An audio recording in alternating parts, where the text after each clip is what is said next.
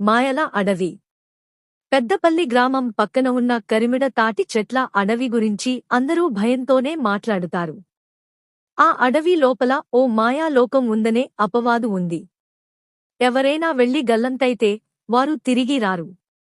ఒకరోజు సూర్య అనే 18 ఏళ్ల కుర్రాడు తన చిన్నారి చెల్లెలు తులసి అదృశ్యమైనందుకు ఆ అడవిలోకి వెళ్లడానికి నిశ్చయించుకుంటాడు.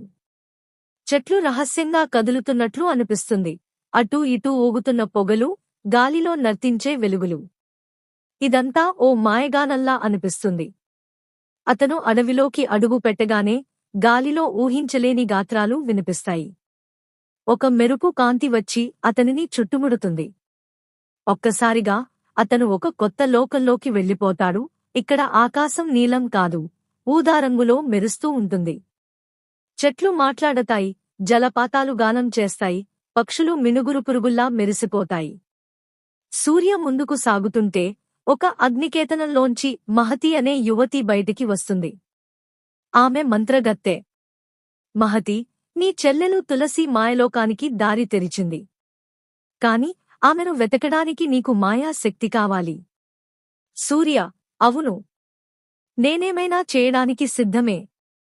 తులసిని వెతికి తేవాలనుకుంటున్నాను. మహతి ఒక చిన్న నీలిమణి అతని చేతికి ఇస్తుంది. ఇది నీకు అవసరం అవుతుంది. కాని జాగ్రత్త. ఈ లోకంలో నిజమైన మిత్రుడు, నిజమైన శత్రువు ఎవరో తెలుసుకోవడం చాలా కష్టం.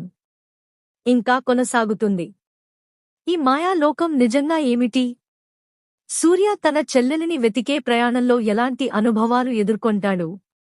మరిన్ని అద్భుత కథాంశాల కోసం తర్వాతి భాగంలో తెలుసుకుందాం. MDM Gaming, Peddapalli Naresh. Friends, thanks for supporting.